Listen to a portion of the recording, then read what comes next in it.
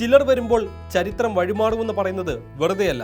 ദേശീയപാത 66-ൽ മുഴപ്പിലങ്ങാട് നിന്ന് തുടങ്ങി അഴിയൂരിൽ അവസാനിക്കുന്ന ബൈപ്പാസ് നാടിന് സമർപ്പിക്കുമ്പോൾ വടക്കൻ കേരളം നന്ദി പറയുന്നത് LDF സർക്കാരിനോടാണ്. പിണറായി സർക്കാരിന്റെ നിരന്തര ഇടപെടലിന്റെ ഫലമാണ് ബൈപ്പാസ്. തലശ്ശേരി, മാഹി ടൗണുകളിൽ റോഡ് വികസനം അസാധ്യമായ സാഹചര്യത്തിൽ 1973-ലാണ് ബൈപ്പാസിനുള്ള നിർദ്ദേശം ആദ്യം ഉയർന്നത്. 77-ൽ സ്ഥലം കണ്ടെത്തി. ബൈപ്പാസ് അലൈൻമെന്റിന് 1984-ലാണ് അംഗീകാരം ലഭിച്ചത്. സ്ഥലമെടുപ്പ് പൂർത്തിയാക്കാൻ 34 വർഷം വേണ്ടി വന്നു. മുടങ്ങിയ പദ്ധതിക്ക് ജീവൻ വെച്ചത് ഒന്നാം പിണറായി സർക്കാരിന്റെ കാലത്താണ്. 51 വർഷത്തിന് ശേഷം നാടിന്റെ സ്വപ്നം സഫലമാവുകയാണ്. കാസർഗോഡ് തിരുവനന്തപുരം ദേശീയപാത 45 മീറ്റർ വീതിയിൽ 6 വരിയാക്കാനുള്ള പദ്ധതി പാതിവഴിയിൽ നിന്നതാണ്. 2013-ൽ NHAI ഓഫീസ് പൂട്ടി.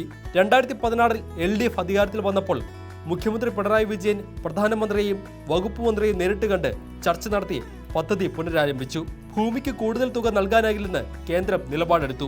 അങ്ങനെ രാജ്യ ചരിത്രത്തിൽ ആദ്യമായി ദേശീയപാത വികസനത്തിന് 5600 കോടി രൂപ സംസ്ഥാനം അനുവദിച്ചു. ഭൂമി ഏറ്റെടുക്കലിനെതിരെ കീഴാറ്റൂരിൽ UDFും BJPയും മാധ്യമ പിന്തുണയോടെ സമര കോലാഹലങ്ങൾ നടത്തി. ബൈപ്പാസ് നിർമ്മാണത്തിനിടെ എരഞ്ഞോളി ചോനാടം ഓഫീസിലടക്കം പ്രളയകാലത്ത് വെള്ളം കയറി. പലയിടത്തും മണ്ണൊലിച്ചുപോയി. കോവിഡ് കാലത്തും പ്രവൃത്തി തടസ്സപ്പെട്ടു. വിദഗ്ധരും അതിവിദഗ്ധരുമായ തൊഴിലാളികളുടെ വർഷങ്ങൾ നീണ്ട കഠിനാധ്വാനത്തിന്റെ ഫലമാണ് ബൈപ്പാസ്. നാടിന്റെ പുരോഗതിക്കായി സ്ഥലം വിട്ടു നൽകിയ നൂറുകണക്കിന് കുടുംബങ്ങളുണ്ട്. കണ്ണൂർ, കോഴിക്കോട് ജില്ലയിലും പുതുച്ചേരി സംസ്ഥാനത്തെ മാഹിയിലുമായി 85 ഹെക്ടർ സ്ഥലം പാതയ്ക്കായി ഏറ്റെടുത്തു. NHAIയുമായി ചേർന്ന് സംസ്ഥാന പൊതുമരാമത്ത് വകുപ്പ് നിരന്തരം ഇടപെട്ടു. EKK ഇൻഫ്രാസ്ട്രക്ചർ പ്രൈവറ്റ് ലിമിറ്റഡാണ് കരാറെടുത്തത്. ബൈപ്പാസിലെ പാലങ്ങളിൽ വമ്പൻ പാലയാട് പാലത്തിൽ പാലമാണ്. 1.17 കിലോമീറ്ററാണ് നീളം. മുഴപ്പിലങ്ങാട്, ചിറക്കുനി, ചോനാടം, കുട്ടിമാക്കുൽ, ഈസ്റ്റ് പള്ളൂർ, കവിയൂർ എന്നിവയാണ് മറ്റു പാലങ്ങൾ.